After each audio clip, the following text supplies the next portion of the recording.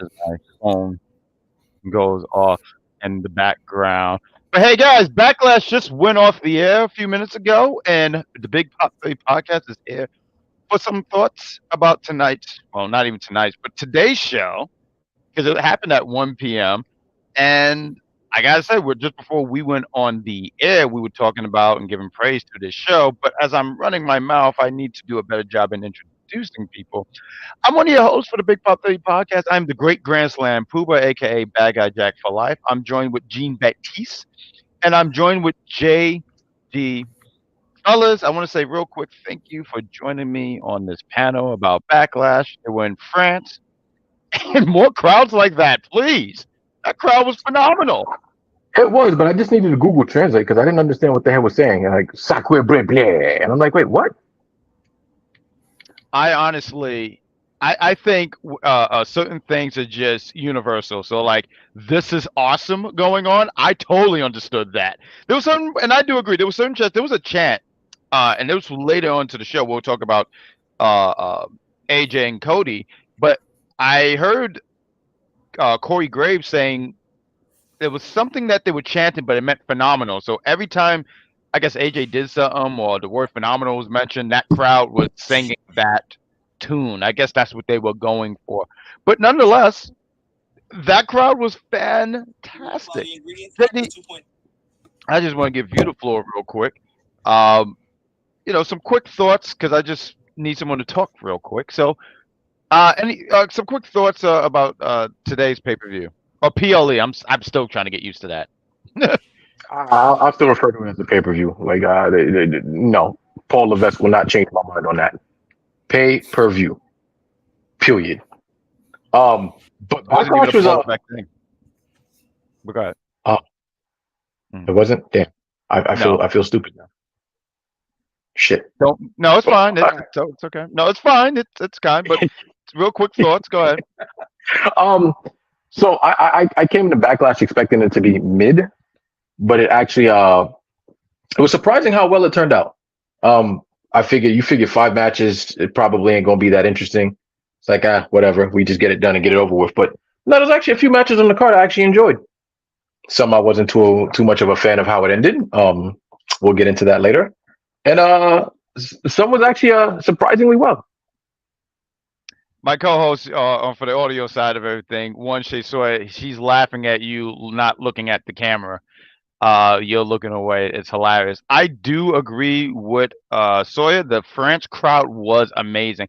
I just think when you go out, and I saw someone on Twitter write this. I seen someone on Twitter, Shantice, I believe, wrote this. But someone mentioned like, "Oh, this crowd is amazing." And like, yeah, anytime you go out of state, that crowd is going to be amazing. So they're going to be in Germany, I believe, in August, and I can only imagine what that crowd is going to be like. And I agree with, I thought they were going back to Cardiff, Wales for Clash at the Castle. They are. That is one of the pay-per-views, but Berlin is in Germany, correct? I just want to be sure because I mix things up. But I do agree with this too. Short crowds mean more times than match, and I think that was the beauty about this card. They got them. Let's talk about this opener, right? George is in the chat. What is going on, George? He says Backlash was pretty awesome. That is the Sweaterverse, the master of sweaters. I like that, man. But let's talk about. I do stuff the old-fashioned way. Yes, I come up with the nicknames. He's matter of fact, he is the accountant for the Jack Pack community. He does numbers. George, let's start the show off with at least 10 points for me. Let's go. But they were in France. They were Lyon, France. I can speak a little French myself. I'm Le Duc Fromage, thanks to Dexter's Laboratory. And the card opened up with Randy Orton and Kevin Owens going against the Bloodline. These guys come out to the crowd. They come out to the audience, and they soak in that energy. I mean, they took that in.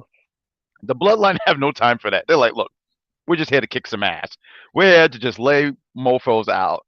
And I mean, they just straight to business. This match, it always starts with these guys pummeling each other, hitting each other, and the match didn't even start. We didn't hear a bell. Nick Aldis is that GM, man. Nick Aldis is some. If I could say, and I said this on since Theodore Long. I like Tilo, but I gotta go with Eric Bischoff. Eric Bischoff was my guy as the GM. I'm just come on, JD. What was that song? He said, "I'm back." Come on, baby. And Better better than than ever. ever. Oh It's like my that. God.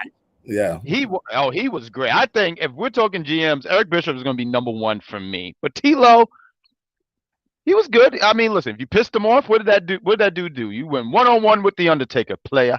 But My man was using the Undertaker as a Pokemon at that point. because Undertaker was, I guess that was your punishment. And also, he was always in, and also too, he was always in a tag match. Can you imagine, like, you show up to work and then next thing you know, you're in a tag match. But these guys go out, they're beating each other up. Nick Aldis come out and he said, "Oh, y'all just don't want to follow the rules." Nick Aldis, with the strongest shoulders in all of WWE, sits here and says, "Fine, whatever." He says it in French, but I'm not even going to try it because I would butcher it. But he says it's a street fight, and these guys go out. And one of the things I love about this match here was, one, it was a great opener, and two, with street fights, a lot of times street fights could be contained, right? A lot of times they're just fighting around the ring. They don't go into the audience enough. But I like when they do that because it's your, street fight. Like, utilize that. Go out, fight in the audience, and they were doing a lot of that.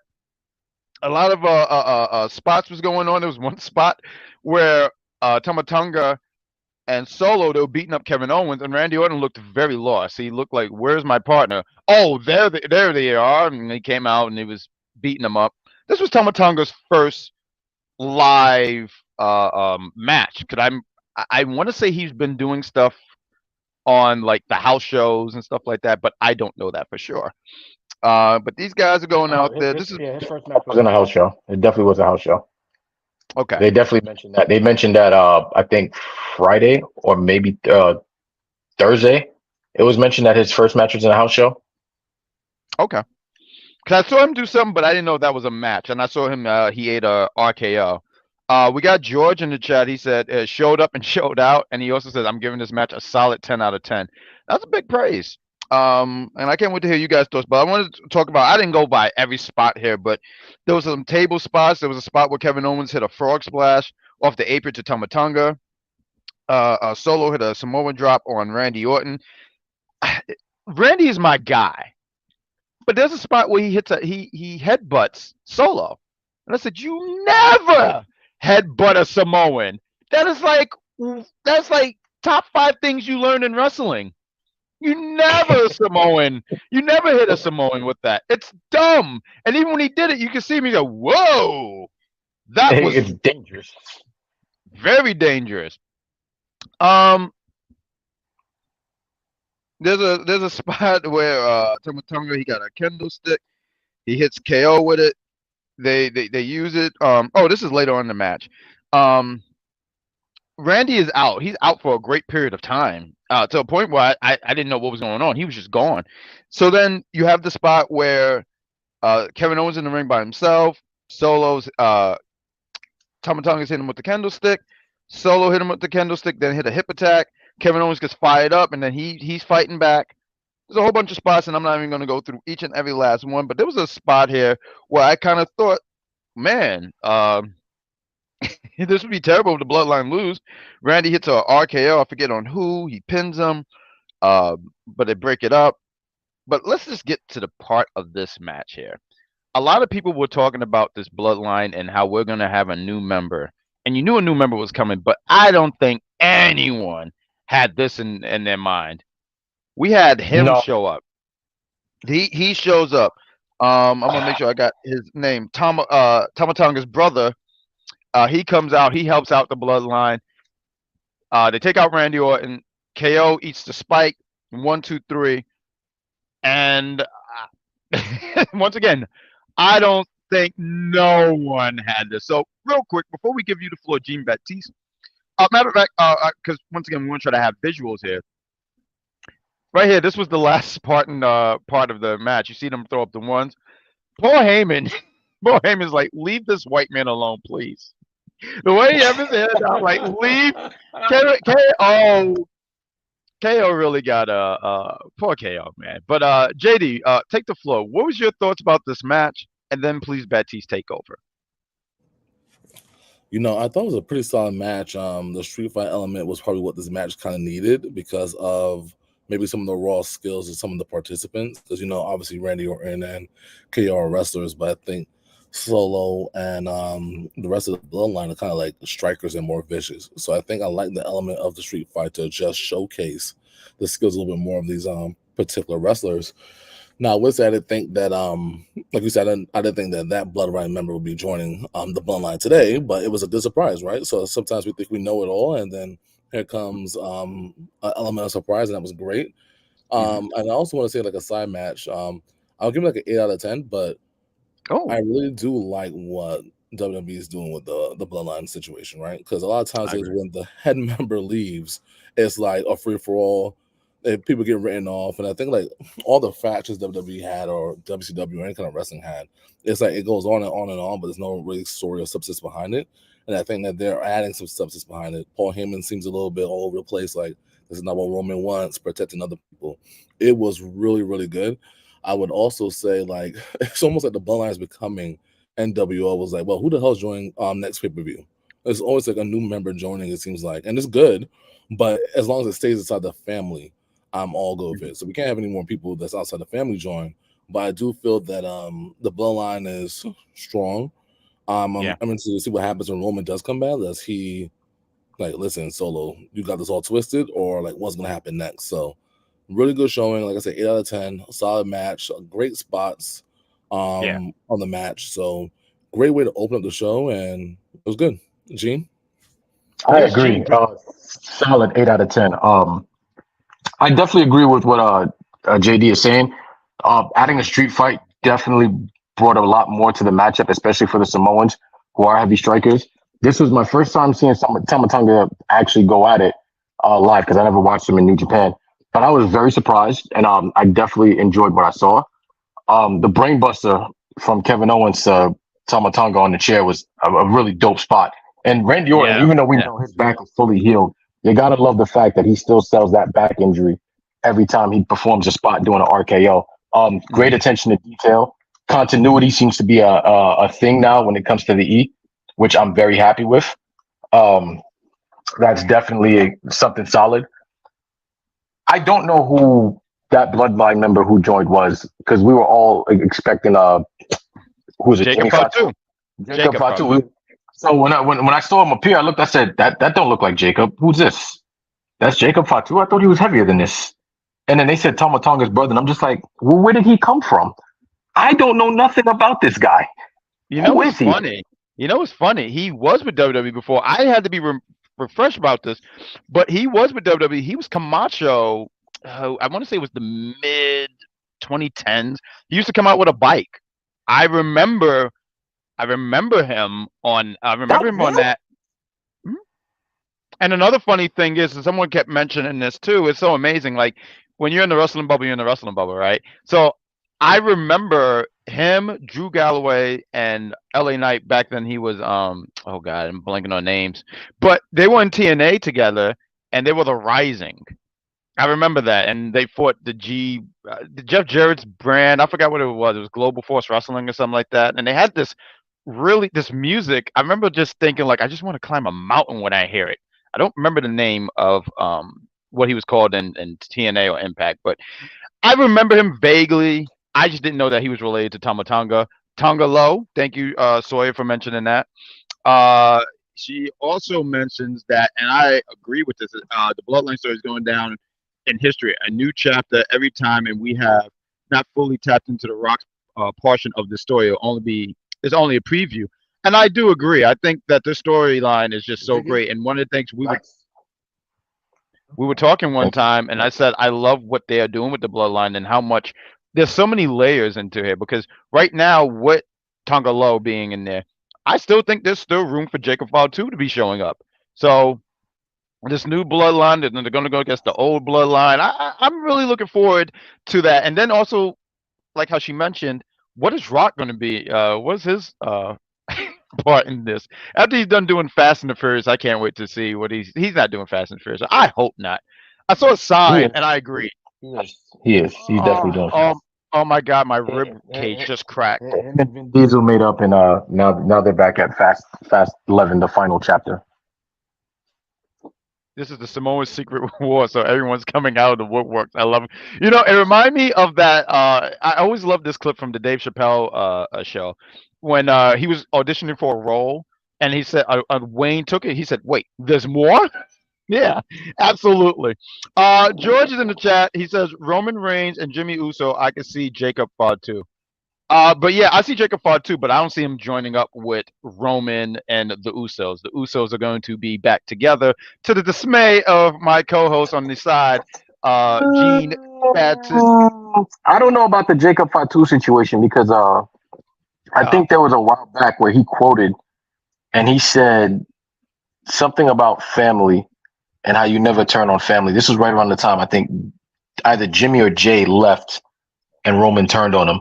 So it's hard to say what when he made that statement. So we'd have to wait and see. And of course, you know, a lot of curveballs get thrown at a regular basis. But no, I don't want to see the Usos get back together. I'm tired of seeing. Get Jimmy out of here. When they get together, I look forward to hearing from you. Anyway, moving on. That match happened, and then the next match was a triple threat here. We had these women going out. We had Bayley, Naomi, and Tiffany Stratton. I want to ask you real quick, JD. I don't think I talked to you enough about Tiffany Stratton, but how do you feel about her so far on the main roster? You know, she's pretty good. She comes up pretty hot, and she's like, I think a lot of times when WWE brings people up from NXT or even outside, there's like a warm-up period, right? And I don't think there has been a warm-up period for her. She just came in and made her presence felt. And I really can't remember the last person that came from NXT. I mean, female that came from NXT. And I'm trying to go back to maybe Alexa Bliss. Then when she came up here, that was kind of hot as Tiffany Stratton with the main roster. So I do appreciate how they're like going away from their more recent tradition and putting these people as jobbers or just coming in and just showing face and then back to Charlotte, right? Back to the originally scheduled program. But putting her back over here, I think is pretty good. And she has a pretty good showing in the match. We're only about to get into it right now, but I do appreciate what they're doing with Tiffany. Well, I'm sorry. What did you say when you face Charlotte? What's it called? Back to the regular scheduled program. And also we throw Becky in there too. Like, oh, here we go again. Like, my goodness. Y'all gonna leave Becky Lynch alone, all right? Like, no, she needs to leave us alone. That's what she needs to do. Leave us alone. Wowzers! All right, JD. This match went on. I wanted to make sure I had some counts here. I'm trying to be the professional. See, I'm trying to grow here. If my phone works with me, this match went for 13 minutes and 10 seconds. I didn't even realize it. They gave him that much time because it seemed like it flew by. This was some really good stuff. I mean, these women went out there. I like the spot here. I like the spot later in the match. This is a spot where Tiffany does. She goes for her prettiest moonsault ever, and the gals move, and it hit him with a 3D. Michael Cole said, "The 1D." I said, "No, Mr. Cole, that is the 3D. You cannot lie to me to my face." Hey, he said it's a 1D, and Naomi would know something about that. Yes, she would. Yeah. Yes, yeah, Michael Cole. There was a spot though. I want to go back a little bit to the previous match here because it's so cool with WWE now acknowledging that there's a world outside WWE, and there was a spot where Michael Cole was mentioning the Bullet Club and all these people part of the Bullet Club and Gorilla of Destiny. I was like, okay, Michael Cole getting them internet points. All right, yum yum. So. I want to get this match back to this match, but this match was good. I thought it started really cooking up in the middle for me because in the beginning it was a little slow, but you have to do that. You have to go that pace, right? You have to build up. It was slow, and you could tell Tiffany Stratton was a little nervous. Like she was hella nervous when this match first started. You could tell she had to shake it off and really get into it because watching Naomi looked great. Bayley always looks awesome. I was more paying attention to Tiffany Stratton, who was at first, like when you watch her, it's like, all right, you did that little backflip elbow, and it's cool. So you do it again, and then I'm watching as it goes along, and I'm like, oh, she's a little nervous. Okay, she's a little nerve-wracked. She's gonna shake the nerves off, and as the match progressed, the nerves shook off, and she started performing a lot better. As I was watching with a friend of mine, we were saying the same thing. I just looked and said, yeah, as much as it would have been cool to see Tiffy get that championship belt, she's not ready yet. You could tell she's not ready. And it's okay. It's okay. You know, she's in the ring with two vets. Match-wise, I would definitely give it a solid 7. I give it a solid 7. Ending could have been ending felt a little anticlimactic for me. What you got, JD? You know, I hear what Jeff is saying about the ending of the match, but I think that I keep using these words, but I appreciate the ending of the match because I'm tired of seeing Naomi come back just to lose. You got this joke with Finn Balor getting owned, but all Naomi has done so far seems to be getting losing if it's like a singles or a triple threat match, right? So I do appreciate how they protected her in the sense of a roll-up pin instead of her getting a finisher and being this job. Like it's like I do appreciate that. But I would say, like, I know they're trying to build up the triple threat match, but I mean, my goodness, Naomi, she was gone for like the first 3, 4, 5, 6 minutes of the match. I'm like, where the hell is she? Is this a triple threat match or did she just go away? Like, what happened? Did she get injured? But it's great to see her when she returned back in the ring, and I think that's when the momentum honestly picks back up.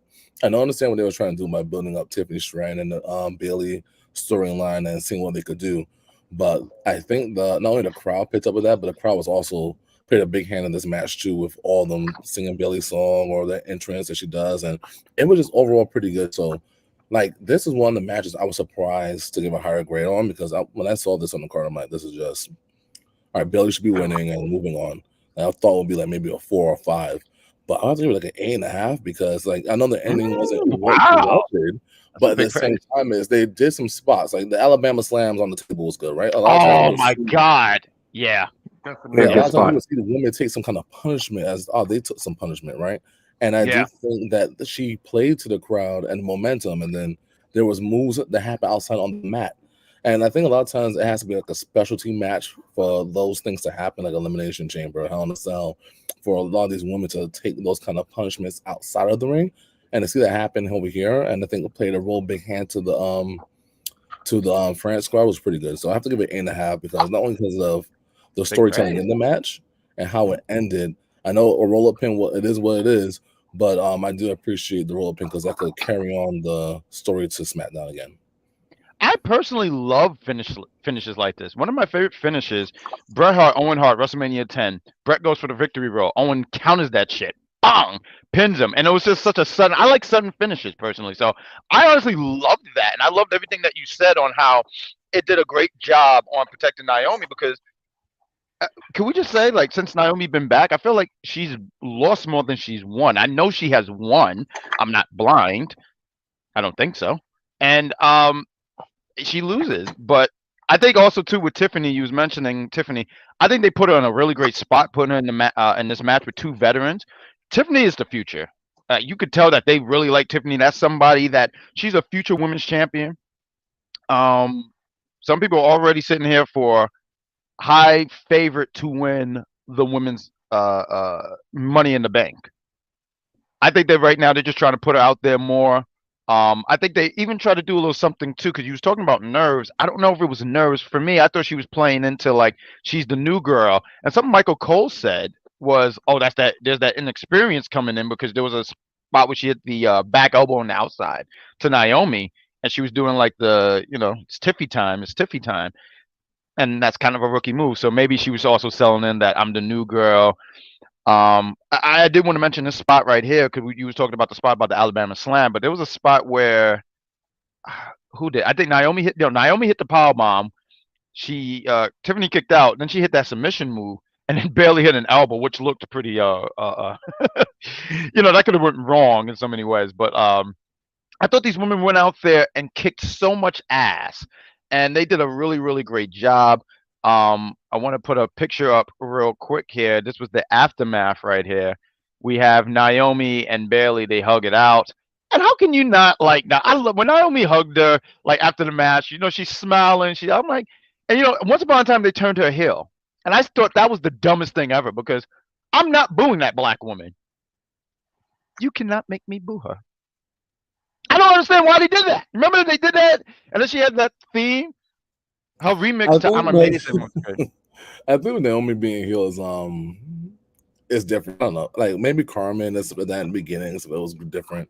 But it's not the same now. She just is such a fan favorite and just so pleasant to see. I don't think that turning heel will be the good thing. Not to see her having like a nasty side or more of a nastier side would it hurt. But being heel, no.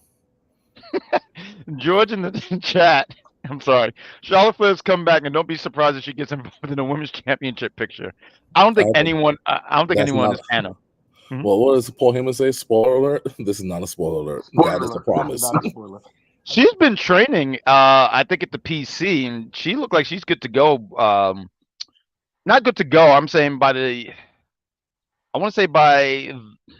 late summer, she should be back because she's already running and doing things. What tells me? Andrade is not doing his job. What he should be doing is doing his job, and she should be out for at least 8 to 9 months having a kid. And right now, he is not doing his job. This is his fault. What are you talking about? That's team bad. Absolutely. I mean, I don't want to get into any personal details with that. I will move on. I'm pretty sure bro is trying. I'm gonna walk away from that. And my boy's sitting down, and he said he's gonna walk away. That's the joke. I'm gonna walk away. Me, my bro's sitting down. Oh man, this match right here. Real quick, I don't have a picture of it, unfortunately. So, before this match, Jay's in the back. He's warming up. He's excited about his up-and-coming heavyweight championship match. And guess who walks by him? That new Bloodline. They walk by him. Solo looks at him. You had the Tongas behind him. And Paul Heyman, and shout out to my co-host, because I 100% agree. Paul Heyman's facials are hilarious. He looks so nervous. There's a picture. I didn't get a chance to get it. But they do the ones, and you see Paul Heyman in the back just scared. It looked like he was on his phone, asking to call one Roman Reigns. Unfortunately, Roman ain't answering right now. And also, too, Solo stepped on that phone. But let's talk about this match here. We have Damian Priest. I thought these pictures were bigger. Whoops. We have Damian Priest. I forgot what Samantha Irvin called him, like El Champion or something like that. I missed it. Yeah, she played off that Hispanic side of him. El Champion or something like that. Going against Jey Uso. We did a prediction show. Me and Jean Baptiste. Shout out to NCAT We Trust. She's phenomenal. And ShaySawyer, the spectacular ShaySawyer. And as we did predictions, my partner here, Jey Uso. I might as well call you Jey Uso. We'll call you Gene Uso. How about that? Gene Uso. Gene Uso. We need to make that a name. That needs to be a thing now. We'll call you Gene Uso. Gene Uso said, Jay's winning 100%. When Jay got pinned, we have actual pictures of when Jay got pinned, and this was Gene Uso.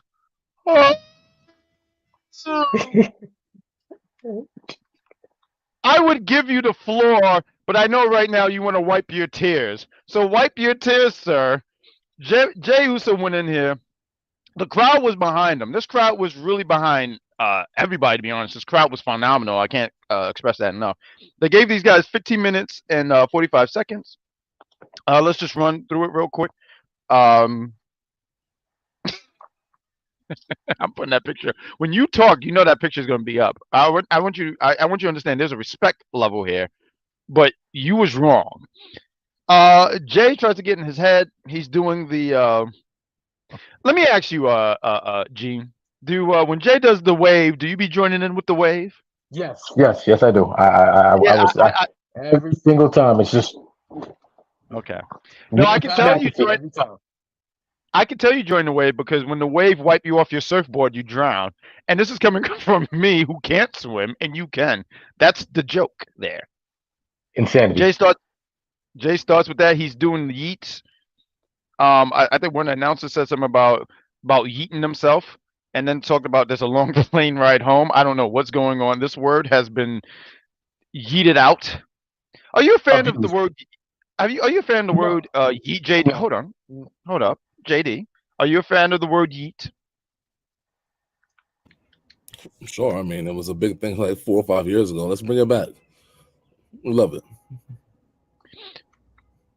We got Finn is going to turn on Damian Priest. I'm calling it now. We got. I believe it. Yeah. This is building to Finn versus Damian story after years of crumbs being spilled. That was so poetic. That was what crumbs. It reminded me of that donut. Not Edmonds. What was it? I forget what, but it had a chocolate donut, a plain donut, and a crumble donut. And the crumbs were my favorite thing of that donut. And when I got stuck with the plain donut, it sucked. So when she says crumbs, I think of a crumb donut. Is what I'm trying to get at here. She also said, even if Damian thinks he won the match on his own, he didn't. And she capitalized, just so you guys know how upset she is. I speak Sawyer. She capitalized didn't. So that means she was not. She's making it clear that she is yelling in the chat. We don't like yelling around here. We try to calm it. I'm glad she's yelling. I share the same sentiment. Like this was BS, complete and utter BS. All right, my man Jey Uso had it wrong on multiple occasions. And instead, we got JD Mcdough and the successor of dominance, Finn Balor, who just won't stick their nose in anybody else's business but their own. All right, leave me. F this guy. F all of them. I hate leather pants. I hate Finn Balor. I hate JD McDonuts. He's a jobber that doesn't belong there. I miss Rhea Ripley. Are you laying down? Are you that comfortable? Look at him. He's all laid out on the chair. He's upset. What is going on up there? Jey Uso was supposed to walk away the world champ. He earned it. Well, I mean, this was a pretty decent match. I mean, Jade, I think we could all sit here and I'm trying to get my words together because this guy right here, he's so upset. What is that in front of the camera? What is that? Is that your knee? Oh, no, you was leaning over. Okay, I didn't know what was going on. No, because I just saw a shoulder. I didn't know what was happening. I'm like, what is happening up there? Sorry. My bad. That's my shoulder. I got the tattoo right here. Yeah, all I'm seeing is meat, so I don't know what's going on. We don't want the meat. I feel like you and I were thinking the same thing just now. You saw the comments? Are you looking at the comments? That's why I was laughing at the comments. But Jay, he gets the crowd behind him. The whole eat stuff. There's a spot. This is what I was going to try to get at. I'm sorry. Trying to collect my thoughts here. Jey Uso still looks pretty damn strong in this match, though. You know, he kicked out of a South of Heaven chokeslam. It did take 3 people to take him out. He took out JD. He speared. I think he speared Finn. He went for the splash. JD helped out again, and this is just building towards, like someone mentioned in the chat, build to Damian versus Finn. I don't know for that heavyweight championship so much. That I'm not sure about, but we'll talk about that in a minute. But you know, he's upset about JD coming out there. He's upset about Finn being out there. He yells at JD. He said, there was a spot here, and I thought it was very, very hilarious. I didn't put it on my note, but it was in my mental note right here, where he told JD, he said, use that big-ass head of yours. And I thought that was funny. I popped for that. That made me laugh. JD's confused because he's like, yo, bro, I'm trying to help you. Once again, he kicks out of something. He did. Like, credit to JD for saving that title. Because he had it lost. He kicked out the South of Heaven chokeslam, but when he hit him with the super South of Heaven chokeslam, you just knew he wasn't going to kick out. And look, I like Jay. I just don't think he's going to be the heavyweight champion of the world. It's not a knock on him. I said it countless times. We've had countless conversations off air, and you're like, well, he should be a champion. I'm like, they're going to put him back with the Usos. I mean, they're putting him back with Jimmy. Shay put earlier in the chat, she says, Born tag team. I want to make sure I read the exact quote here, because I just thought it was I think it fits what was going on here. She said, as I move up, I actually love this match. Give me a second here. I'm moving all the way up. Unfortunately, with family tag teams, they will always get back together. And this is true, because look at the Hardys. I mean, but how many years go by till the Hardys got back together, though? I mean, sometimes it takes longer, sometimes it is faster, but at the same time, I think there is a difference here. Like how there was a difference with Edge, there's a difference with Jeff Hardy, there's a difference with Bret Hart. Like, yeah, we start off as team, but there's going to be a superior person of the team, right? Or the brothers.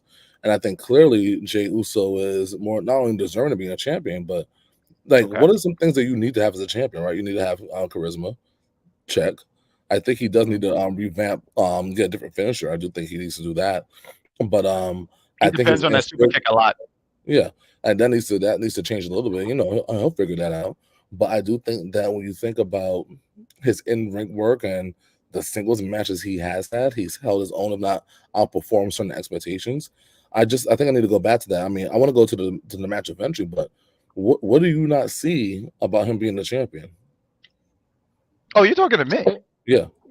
So it's kind of funny too, because he kind of contradicts himself when he talks about the Hardys and the Hearts getting back together with family tag teams, and it's true. But you want to know what else happens with those tag teams?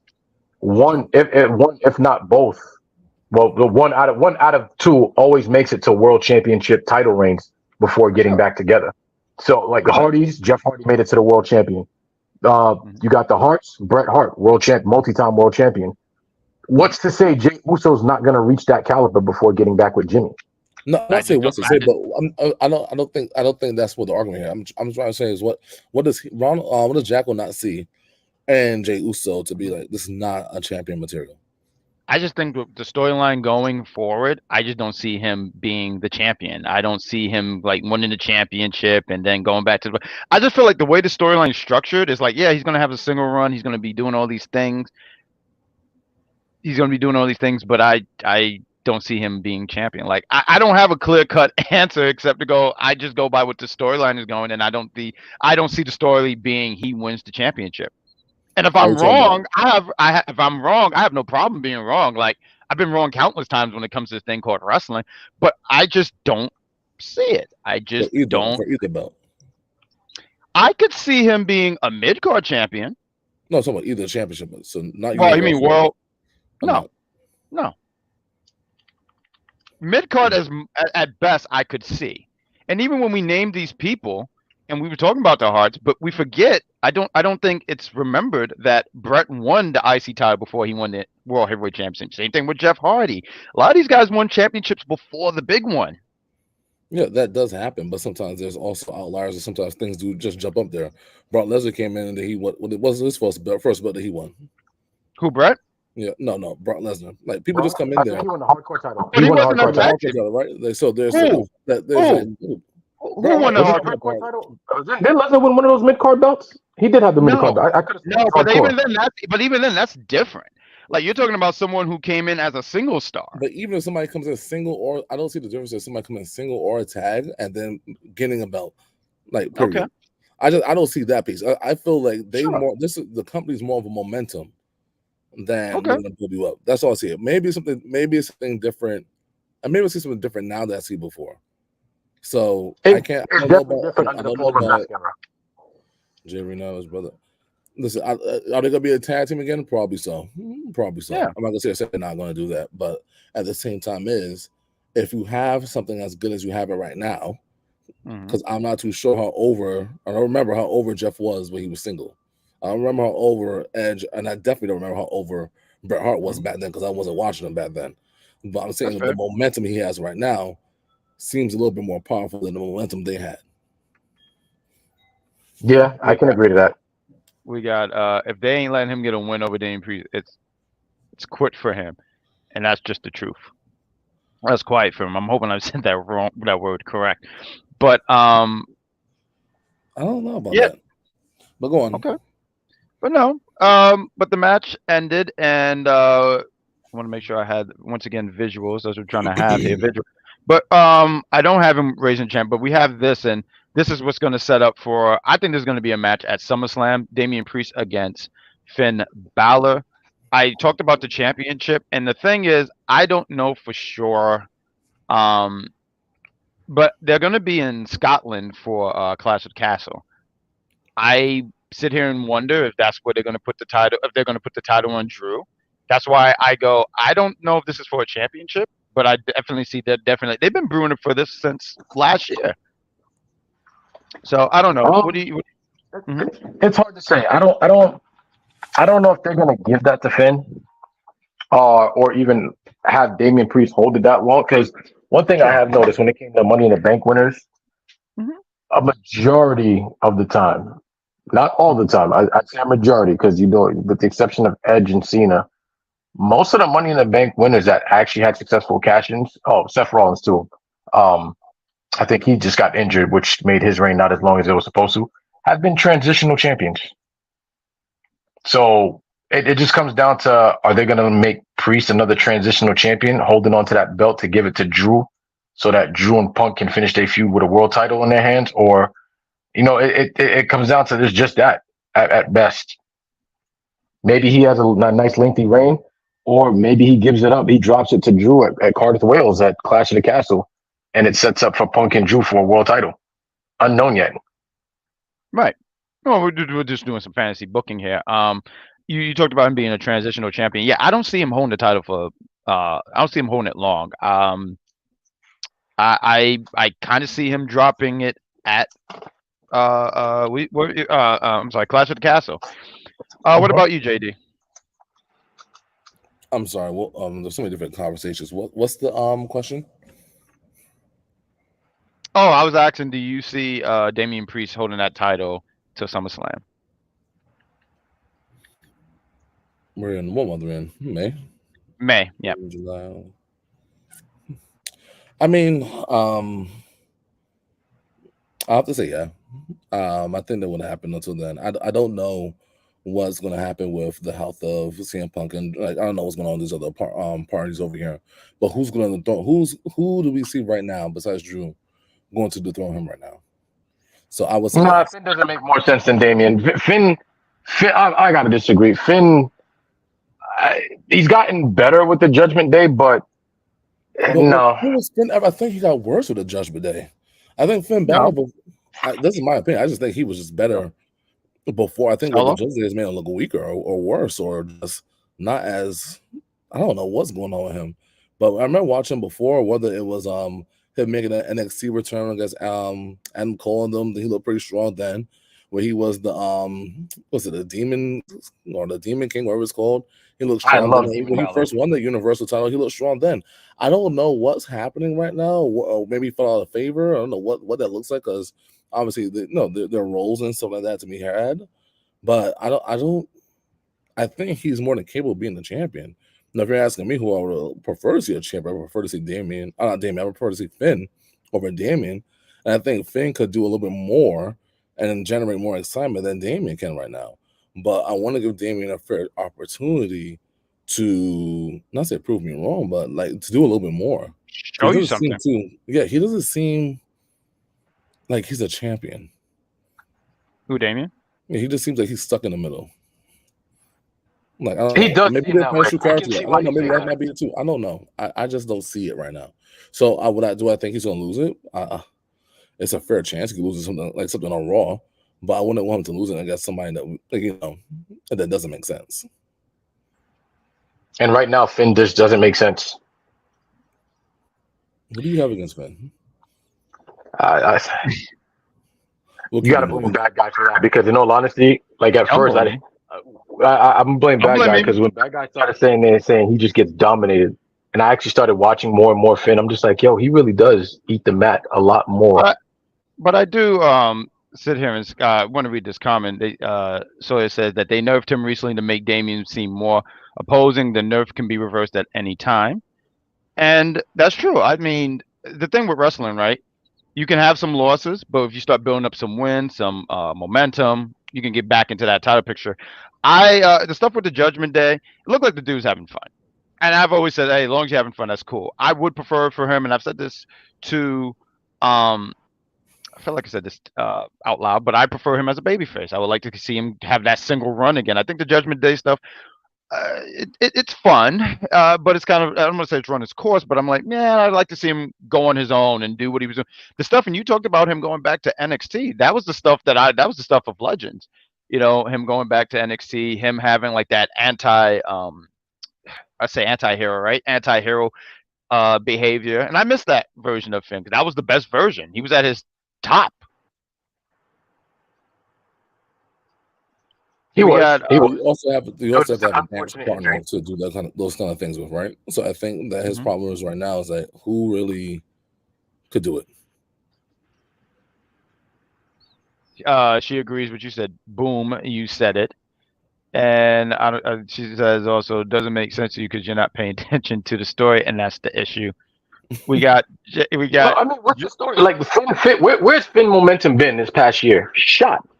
Like everybody says, it can be reversed at any time. But if your momentum is shot, you're gonna get a Ginger Mahal all over again. But Gene, but this is the thing. When the guy is, if let's say for example, this is what happened. You're a tag team champion, right?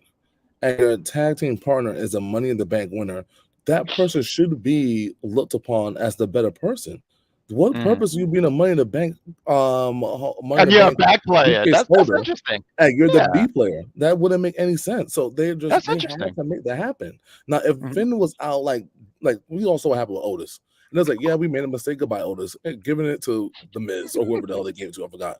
But it was the Miz. But why'd you say that was a mistake? Like the company said, "Oh no." That was a mistake. I don't know. That was a mistake. Otis winning Money in the Bank was a mistake. This is why I bring this guy. If you would have asked me, do I see Otis winning a world title? No, probably not. No. And you know what they did? They rectified it. They said we're fixing this mistake. Here's a stipulation match if you lose. They didn't want to do rectify by giving it to the Miz. Well, I mean, it was. Well, Miz is more established, and it's a safe bet too. Yeah, I mean that's a safe. Remember, wasn't it years ago? Like Damian Mcdough did the same thing too, but Damian Mcdough had the people behind his corner. But it didn't unfold. But the thing is, with Otis and Damian Priest, right? I never understood that. I'm sorry. Go ahead. Like Mcdough, because I love that. I just it breaks my heart that didn't work. I say that to say, with momentums being shot, you want to avoid another Ginger Mahal incident where you had a whole full jobber that just overnight became a world title champion. The person at risk of being a Ginger Mahal will be Damian Priest. It wouldn't be Finn Balor, because we've seen Finn Balor do it before. Finn Balor has a track record. Maybe you didn't follow the track record, but there's a track record there. There's a difference. There is no track record with Damian Priest. And also too, because I want to move on. I mean, because this has been a great debate here, but also too, Finn Balor is in such an atmosphere where, he can have these losses, but no one. I was seeing this online because I couldn't believe it, but people were saying AJ was washed. And I was like, where? My point is, Finn Balor's not washed. Like, yeah, he took some L's and stuff like that, but he gets some wins. No one is questioning that. No one's going to be here. I make my jokes and stuff like that, obviously, just to irritate a co-host of mine. But he's in a place where no one's sitting here really saying like, bro is washed. Like, no one is saying that really. Like, but AJ's accolades kind of tower Finn Balor's. In all sense of terms, like AJ Styles' accolades kind of towers Finn Balor's in every sense of the form. Like literally, I would say completely towers it. Are we talking about the only reason why towers? I would say all over towers. I would say AJ's accolades topple Finn Balor's. It towers it completely.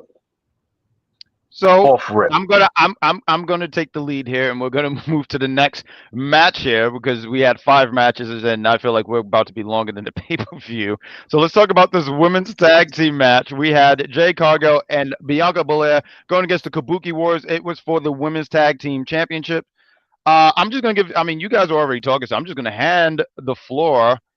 I'm gonna hand the floor to JD and let you give some thoughts about this match first. Yes, since we're pressed for time, I'll just make this a little quicker. Oh, we're not pressed for time. I just didn't want to, because I want to. We can do it for after the show. We can have this little conversation, though. But still, carry on. What did you think about this match? The match was solid. Listen, I think we expected this. It was good. They had a couple of spots. The Kabuki Warriors tried their hardest. They did a good showing. Great team chemistry. And obviously Bianca and Jade are growing as a team. I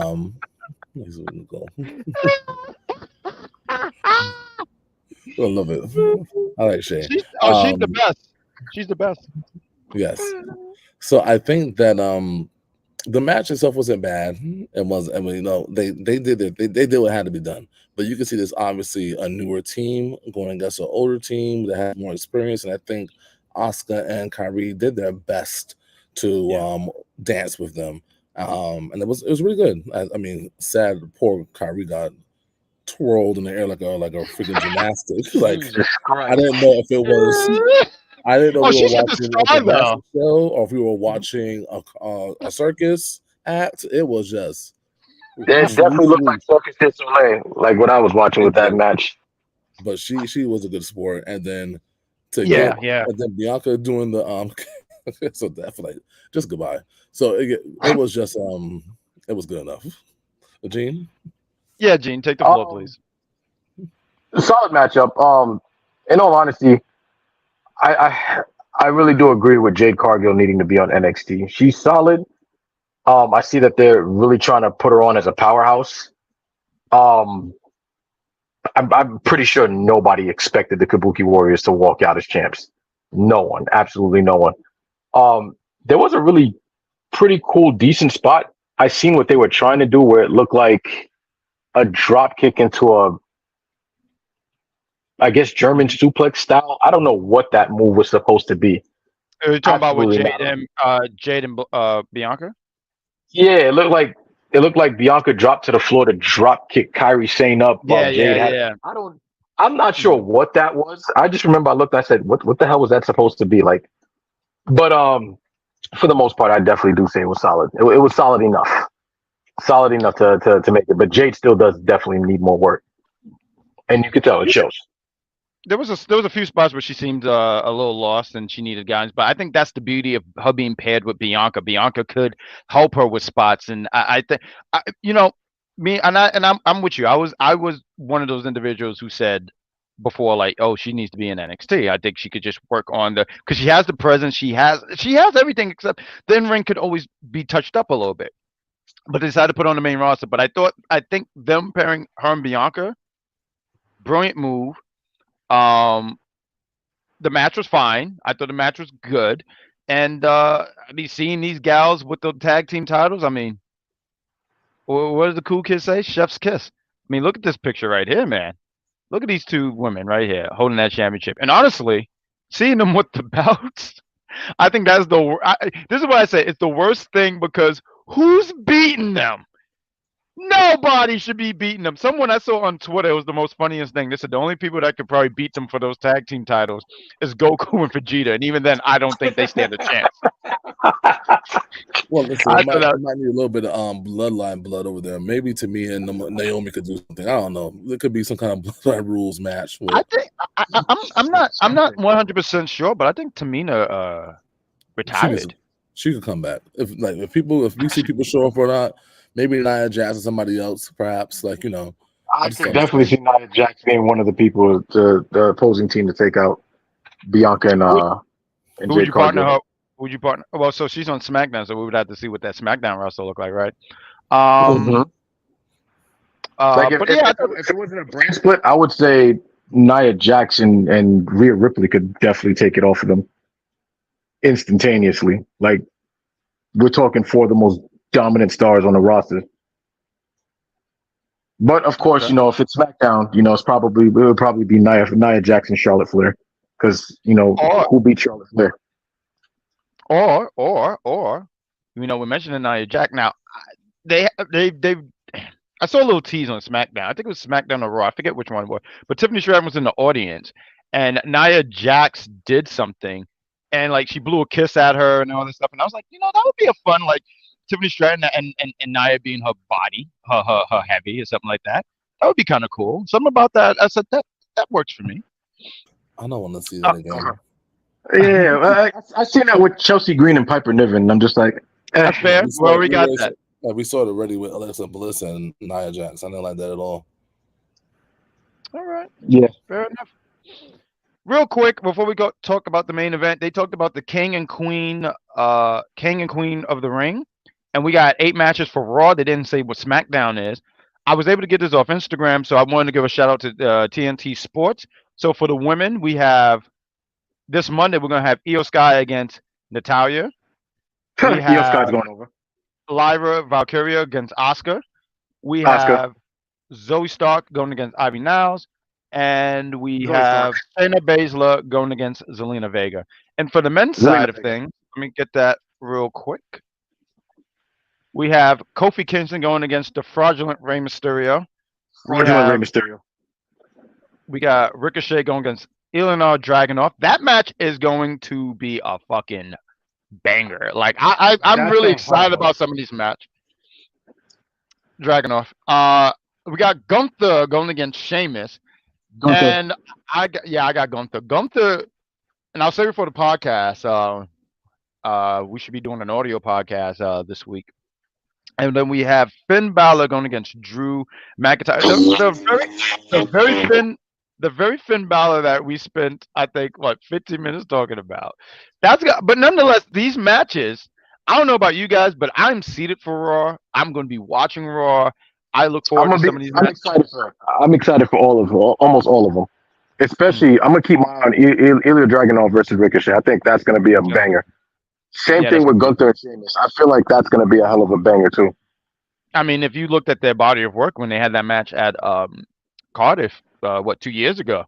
I mean, honestly, that match made me a fan because I was never big on Sheamus. I was never really a big fan, but that match made me go like, "Yo, this guy's a lot better than I give him credit for." That match was really, and it's credit to both men, Gunther and Sheamus. Sheamus put the work in, the same thing as Gunther. So I look forward to that. That looked like that's going to be a really, really great match. Let's get to this main event. We had defending the undisputed Universal Championship, Cody Rhodes going against AJ Styles. You go mute? Oh, okay. There you go. Oh, you can't hear me? Can I be heard? For a second, you couldn't be heard. Okay. So a few things here. So someone put online, and I thought this was interesting, so I thought it was something to share. They said, fun fact, I saw this on Twitter, Punk of Burial Squad. This is on Twitter. Hell of a name.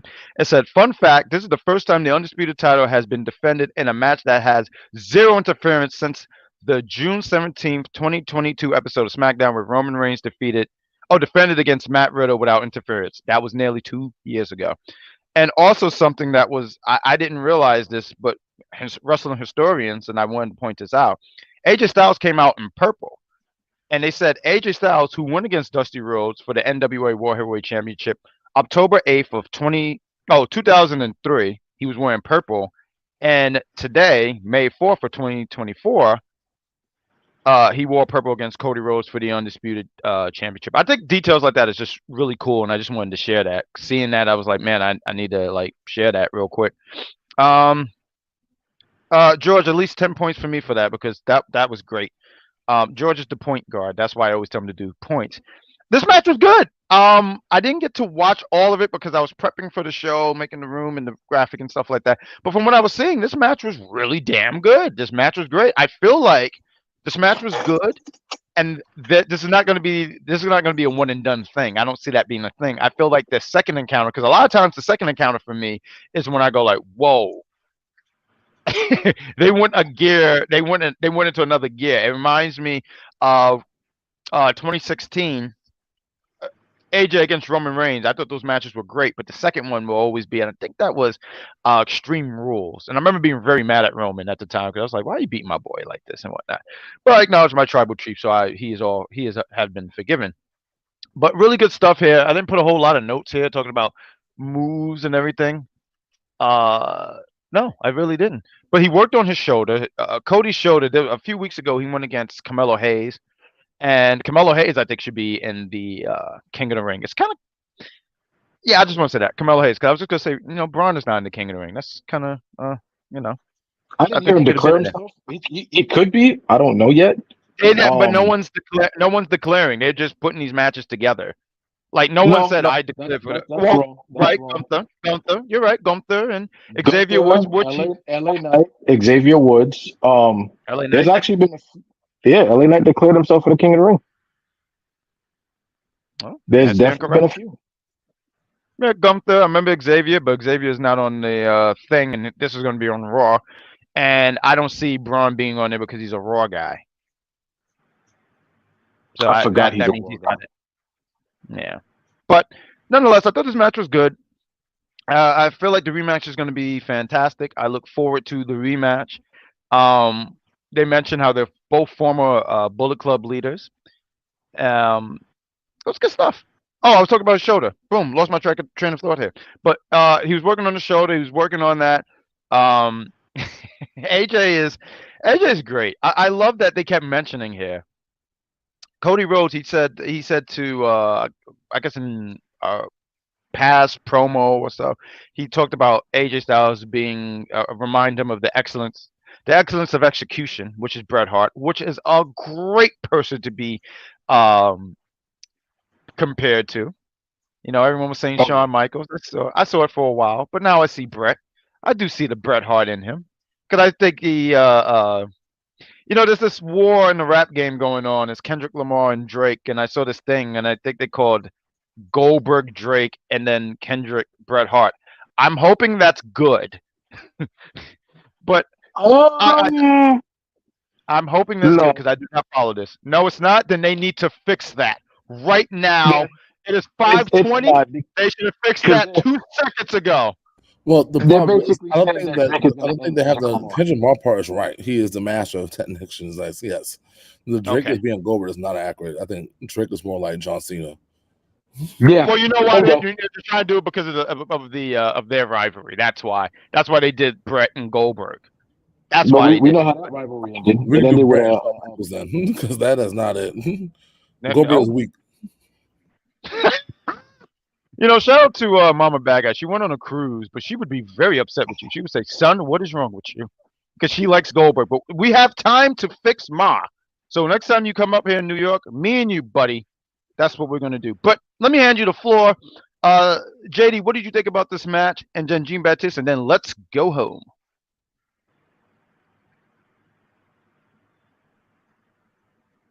Oh, you muted, my friend. Oh, okay. Yeah.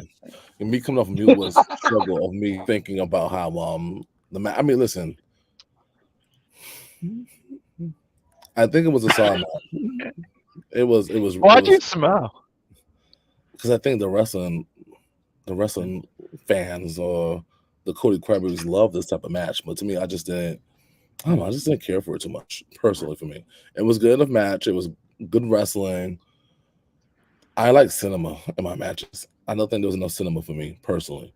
And I do, even though I do appreciate AJ Styles, not as much as Jean Baptiste and you, Jacko. The new AJ Styles, like how he's powerful and better and a little bit like, not better, but just a different person. I think some of his aura kind of went away also with his music as well too. Like he's just not the same person. Oh my God, I hate that music. Yeah, it's not the same music. I mean, like AJ Styles. I remember when he first came into WWE, and it was just something about him, this aura he had. Right now, I'm seeing him, and I was just like, man, what has he done for me lately? And think about it, he had a championship belt since 2021 with Omos, and I'm like, maybe that's why I'm just like not feeling the whole AJ Styles thing right now. Now, did he put on a good match? I guess, but I had enough of this. I heard you say you would like to see another one. I would not care to see another one of these matches. The match was great. I think the venue and the crowd had a lot to do with the match as well too. I'm not too sure if we had saw that, let's say in Atlanta or New York, we'll be feeling the same thing. I think the crowd helped elevate the match, and me just watching the match, and at times I had to watch with the sound off because I was doing something multitasking. But no, but not saying it would sound off because it was bad. I just wanted to get like a feel, like, kind of still gravitate my attention still. And unfortunately, like I said, I like cinema in my matches, and this did not do it for me personally. But good for Cody. And moving on, Gene. I see why he said the match wasn't really because I mentioned this in the pre-show. There wasn't really a proper build-up to this match, or nothing to make it seem like it was exciting for me to want to watch. It did exceed my expectations because I didn't really expect much from it due to there not being a proper build-up to it. I see why he says Jack AJ Styles is not as great as I can't call Jack AJ Styles a phenomenal one no more because it's like, yeah, what have you been doing that's been phenomenal over these last couple of years? Like after Omos was just like you kind of fell off the radar. Couple means two. You mean three. Yeah. So for the last 3 years, you fell off the radar, and it was like I said, it was a great match, great for Cody. Nobody saw him losing that belt. If he did, that would have been a shocking twist of events. But I don't know. I felt like the match was missing something. It was definitely missing something to bring it up to a higher score. I think it was a certain. I think it's a certain gear. Go ahead. Yeah, take the floor. They definitely wasn't shifted. Like the gear wasn't shifted. It wasn't shifted into a higher gear. It felt safe. It felt like this was a safe bet, safe match, especially for an unknown crowd. Which, again, I give it to credit to JD. The crowd made this whole pay-per-view a lot more exciting than we thought it would be, which is probably why it exceeded a lot of expectations. The crowd always is going to be like something that can make a show and make or break a show. There's been matches I saw and the crowd wasn't behind it, but I was still for that match. I was like, yo, that match was fire. You can't make me change my mind. But the crowd being so animated, last year they were at Puerto Rico. We talked about Damian Priest defeating Jey Uso, right? Last year they were in Puerto Rico. That crowd, that reaction that they would get. I remember me, shout out to Mark and a friend of the show, Big Joey Cool. We went to a Yep I Like Wrestling show reviewing party, and that crowd. I mean, obviously we were in the bar and stuff like that, but that crowd when we were watching it, that crowd made the show. So that crowd is always gonna. But that's so beneficial though, because I would rather a lively crowd like that than a bunch of people sitting on their hand, and you can hear the little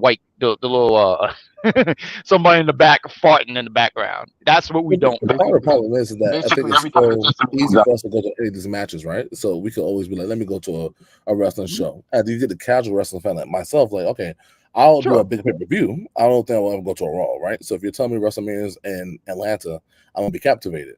If you're telling WrestleMania, Raw's on in Atlanta, I'm be like, okay, we can watch this on TV, it's fine. But to them, they don't get it as much. Now I would say that there is, like, I think also with Puerto Rico, Bad Bunny was also there too. So I think there's just like they got a different type of wrestling fans and got newer fans or other, let's say, female fans that are there to see Bad Bunny. And okay, they fell in love with wrestling now, right? And I think with France, like they just definitely have an appreciation for wrestling that we haven't seen in a while, honestly. Maybe since last year at Puerto Rico. But I do think that they didn't take anything for granted. And yeah, he's talking about go ahead. Yeah, he's talking about Jeff because he thinks he's in the Soul Stone or something like that. Probably. But finish your thought. I'm sorry. No, I was just saying that I get what you're saying, but to me, AJ Styles. Let me ask you guys this: do y'all think he's washed? No, I wouldn't use the word wash at all, but I wouldn't want to see him against Cody Rhodes right now. Now, if you're telling me this is the midst of the Cody Rhodes run, fine. But I think that apparently so because he's a safe bet and he should deliver. Yeah. Because you guys. Who would you like to see him? Who would you like Cody Rhodes to go against him first? His first match? Yeah. I hate this guy. I can't stand LA Knight. But LA Knight would have been a little bit of a better choice with that crowd and what we're looking for at that particular moment, I think. I would have hated that. Yeah, I would have hated it. But the crowd would have loved him because LA Knight was one of the guys on SmackDown where in that crowd he got one of the biggest standing ovations besides Orton. They love LA Knight over there. Like he got a pop. If you're talking about the first match, right? And like you said to you and to me and to the rest of the world, no one seriously doubt for a second that AJ Styles was beating Cody Rhodes. Who thought that? No one thought that. They're just going to see a nice little show.